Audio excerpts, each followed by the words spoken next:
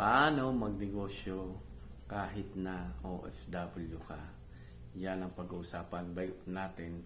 Pero bago po ang lahat, ako nga po pala si Axel at meron na po akong dalawang mahigit na dekada na nandito po sa Milan, Italy, at meron po akong maliit na negosyo po dito sa Milan, Italy.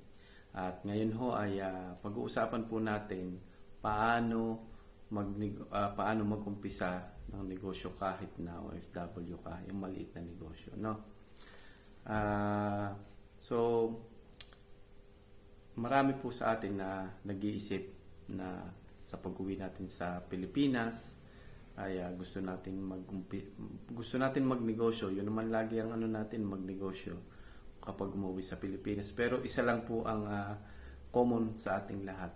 Natatakot ho tayo na mag-umpisa ng negosyo. Bakit? Kasi wala ho tayong knowledge o wala tayong experience.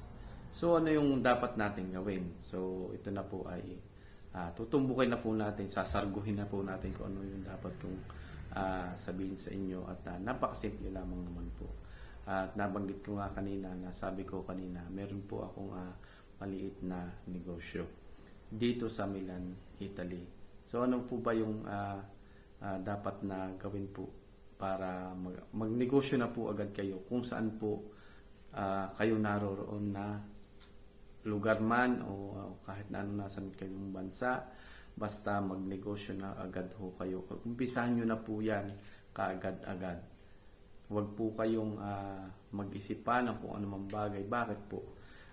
Para po sa pag-umpisa po ng negosyo, kung saan man po kayo ng lugar naroroon, diyan po kayo magkakaroon, makakaipon po kayo ng knowledge, diyan po kayo makakaipon ng experience.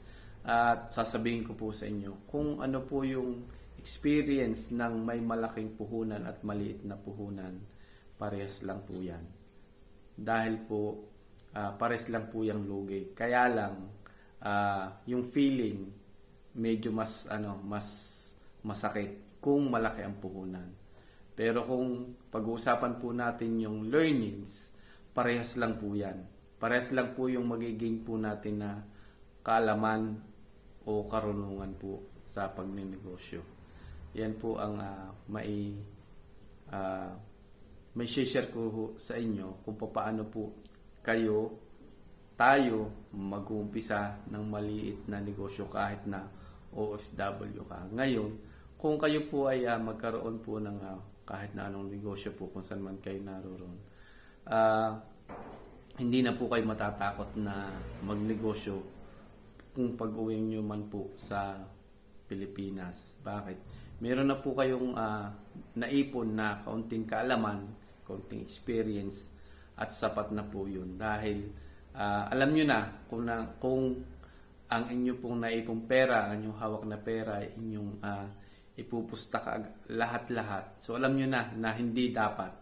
Kasi alam nyo na ho, nasa umpisa pa lang, kailangan nyo po munang kapain yung mga yung inyong market, o basta ma-experience nyo po yung pagninegosyo ng sa maliit muna. Dahil nga nag-umpisa na po kayo kung saan man kayo naroroon na bansa katulad ko.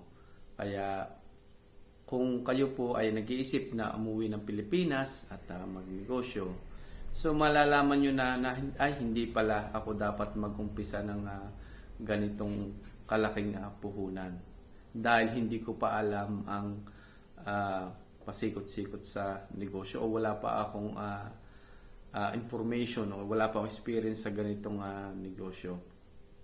Kaya kung kayo po ay mag-uumpisa ngayon ng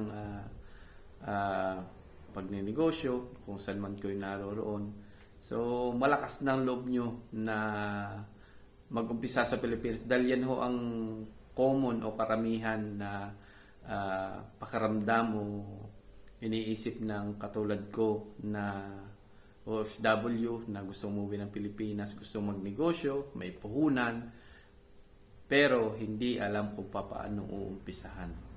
Ngayon, para po kayo, kung gusto nyo po talagang umuwi ng Pilipinas at mag-umpisa ng negosyo, ngayon pa lang magnegosyo na po kayo kung may paraan man kayo magnegosyo, kagaya ko. So, yun lang po ang may papayo ko sa inyo, may share ko po sa inyo.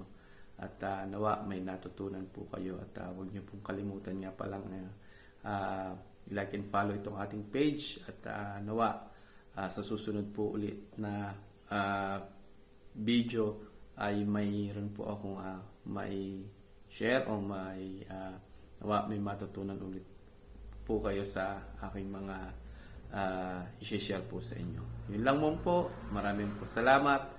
Mag-ingat po kayo lahat and God bless.